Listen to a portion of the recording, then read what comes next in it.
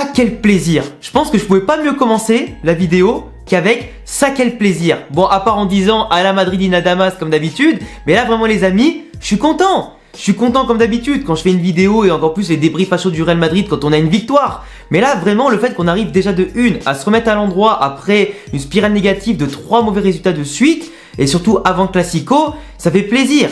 Là, bon, je vous avoue que j'étais pas totalement confiant avec la première mi-temps qui n'était certes, on n'était pas en danger, mais de l'autre côté, on n'arrivait pas forcément à créer de belles occasions ni un beau football. Ça ronronnait un petit peu et ça m'avait un peu endormi. Mais la deuxième mi-temps, je suis extrêmement content. Ça prouve quand même que quand les joueurs ont envie, la détermination, ils font les efforts les uns pour les autres, qu'ils veulent bouffer l'adversaire et bouffer tous les ballons et tous les duels, et qui sont déterminés à être tranchants et décisifs et efficaces, bah là les amis, on a le Real Madrid, comme je les aime bien les appeler, le Real Madrid. 5-0, une manita qu'on avait en tout cas pas forcément vu venir, parce que moi j'avais prédit quand même que dans ma vidéo précédente, dans l'avant-match, qu'il y aurait peut-être plus de 2 ou 3 buts dans le match pour nous, mais peut-être pas 5. En tout cas aujourd'hui ça montre qu'on s'est remis à l'endroit pile avant le Classico, du coup avant un gros match de Liga bien évidemment, et surtout c'est un esprit revanchard qu'on a eu ce soir sur le terrain par rapport au Shakhtar Donetsk, qui l'an dernier en phase de poule nous avait battu 2 fois. Donc là on a montré qui étaient les patrons, en plus sur leur stade, dans leur terrain, pour montrer qu'on était bien sûr à la hauteur de notre standing, du meilleur club de l'histoire en Ligue des Champions, le meilleur club du monde simplement.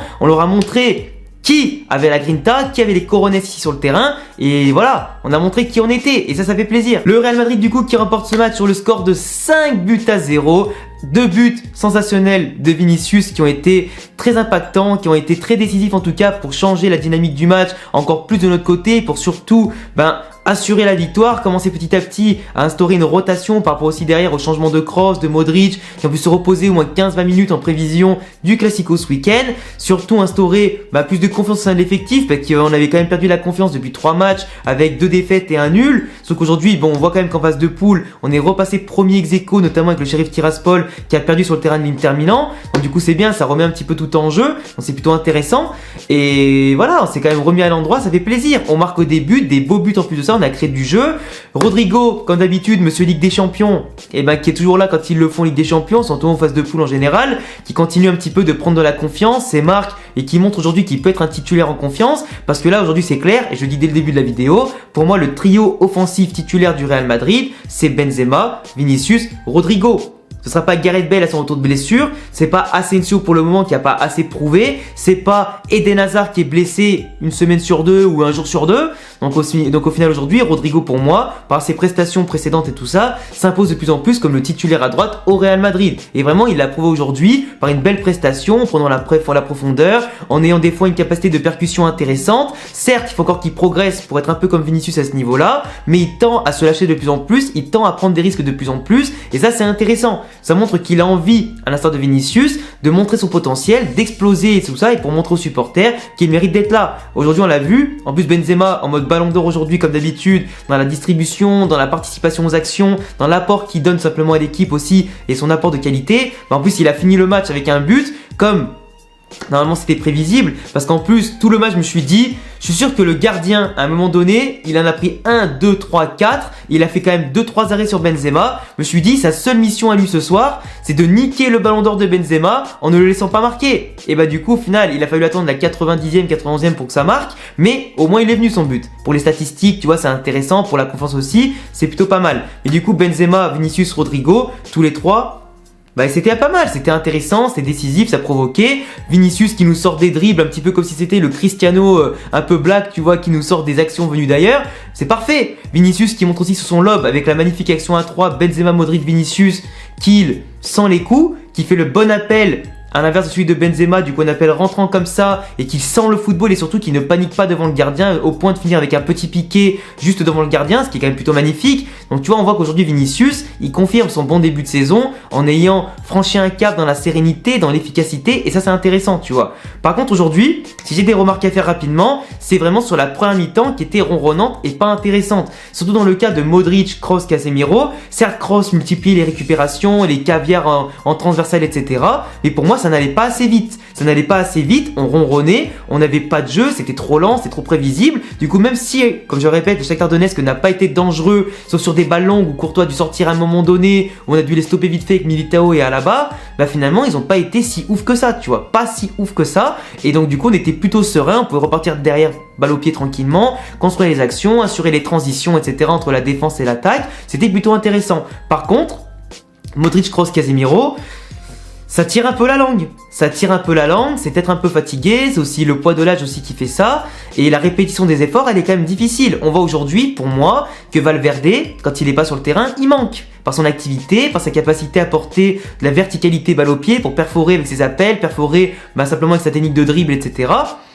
Moi aujourd'hui, je trouve que quand même que le milieu de terrain Kroos, Modric, Casemiro, c'est plus aussi fort qu'avant forcément, ça on le sait tous, mais ça a du mal. Kroos, il est encore en phase de récupération avec sa pubalgie, Modric, il enchaîne trop entre les clubs et la sélection, tout ça, Casemiro pareil, mais pour moi, c'était lent quoi, c'était trop lent. Et contre de grosses équipes, on pourra pas se permettre d'être aussi lent, tu vois, sauf en étant aussi efficace qu'on était aujourd'hui. Mais en première mi-temps, on n'a pas été très efficace, à part je crois que c'était le but contre son camp là qui est venu de la première mi-temps, si je dis pas de bêtises, attendez, je regarde, oui voilà c'est ça, mais je me rappelais plus s'il était au début de deuxième mi-temps ou fin de première mi-temps, mais voilà, d'ailleurs le CSC magnifique, hein, le CSC qui vient, le mec il a lobé son gardien, s'il faisait exprès il faisait pas pareil, hein, je te jure, mais vraiment c'était intéressant à ce niveau-là, mais pour moi le milieu de terrain aujourd'hui, ouais, sans Valverde, sans Camavinga, on sent que ça manque de peps, on sent que ça manque aussi de prise de risque, où Modric et Kroos ils ont tenté des fois des frappes de loin, mais c'est pas les prises de risque en tout cas qu'on aimerait avoir pour débloquer une situation et bloquer un bloc adverse défensif qui était quand même plutôt compact aussi. Donc si tu prends pas de risque, à part des frappes de loin qui est un peu mollassonne et trop sur le gardien, bah tu risques pas de les surprendre. Il a fallu attendre du coup d'avoir un peu plus de verticalité sur Vinicius qui a compris en deuxième mi-temps qu'il fallait qu'il se lâche un peu plus parce qu'en première mi-temps on l'avait pas beaucoup vu. Rodrigo pareil, il a commencé à prendre un peu plus de risque en deuxième mi-temps et à partir de là, c'est débloqué. Tu marques le premier but, c'est-à-dire que le Shakhtar, ils doivent prendre des risques aussi. Donc ils sont un peu plus sortis. Nous, on a pu les contrer derrière et les prendre à la gorge. Les dribbler aussi pour les assassiner, comme on a vu notamment avec Benzema et Vinicius. Mais voilà, une fois que tu as marqué 2-3 buts, t'es serein. Et du coup, on a pu enchaîner la rotation pour préserver certains joueurs pour ce week-end. Puis voilà, défensivement, on a été carré. D'ailleurs, le retour de Ferland Mendy, hyper intéressant, il montre qu'en tout cas lui c'est le vrai patron dans le couloir gauche, plus serein quand même défensivement qu'à Marcelo, qu'à Miguel Gutiérrez, même si offensivement aujourd'hui il n'a pas encore montré qu'il était à 100 000% comme d'habitude, mais ça va revenir, dès qu'il aura récupéré un peu le physique, niveau tactique il sera présent, niveau après physique il sera aussi présent et voilà, ça va revenir tout seul, il n'y a pas de souci à se faire là-dessus. Militao là-bas, tranquille, franchement dans l'axe, parfait. Lucas Vazquez, on a un peu retrouvé le Lucas Vazquez sous Zidane aujourd'hui, qui était un peu mieux placé que d'habitude, qui était plus soldat que d'habitude sur le ballon, qui montait, qui centrait, etc. Par contre d'ailleurs, en parlant des centres, moi c'est ça qui m'énerve aussi par rapport aussi au fait que c'était un peu mou dans le jeu, dans la circulation du ballon, en première mi-temps surtout, après la deuxième c'était beaucoup mieux. Moi ce qui m'a saoulé aujourd'hui, c'est qu'on n'avait pas beaucoup de présence sur les centres. On a montré aujourd'hui, surtout pendant 1 heure de jeu, qu'on a zéro présence offensive dans la surface sur les centres. Benzema il décroche beaucoup trop, du coup Rodrigo et Vinicius c'est pas ceux qui vont aller chercher les ballons de la tête et faire des beaux appels tranchants, vu que c'est normalement à eux de déborder pour centrer. Donc dans tous les cas ça veut dire que si nos joueurs centrent, il y en a que un dans la surface mais qui est un peu trop en retrait, l'autre il est quasiment au deuxième poteau ou même encore plus loin que le deuxième poteau parce qu'il n'a pas eu l'intelligence ou simplement il n'a pas les moyens de faire l'appel tout de suite et de sauter simplement pour bien se placer.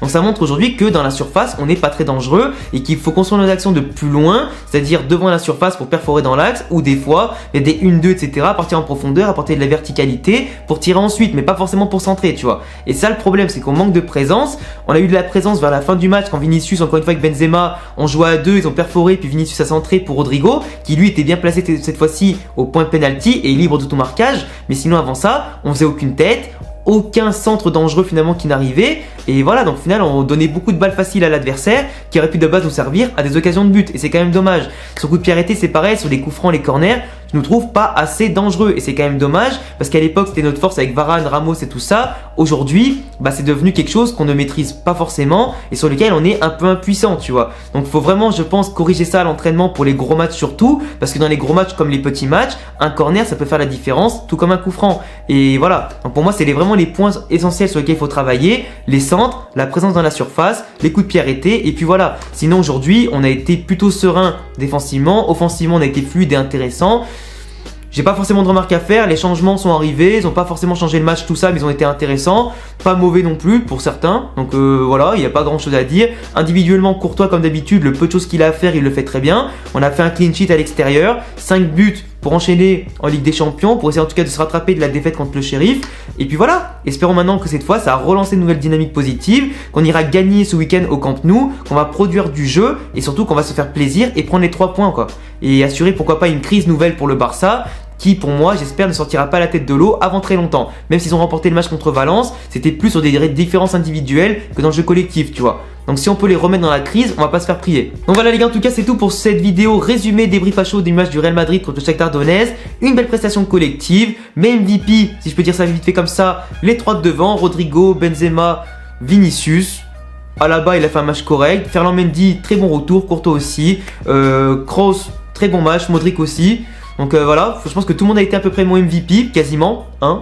Et puis voilà, j'attendrai tous vos avis dans les commentaires bien évidemment sur le match et mon analyse à chaud. Je vous laisserai bien évidemment vous abonner, cocher la cloche et laisser de petits pouces bleus si vous aimez bien sûr mes vidéos et le Real Madrid et mes débriefs à chaud et l'actualité en général. Je vous mets sur tous les réseaux qui s'affichent ici et en description. À bientôt les gars pour prochaine vidéo, ciao.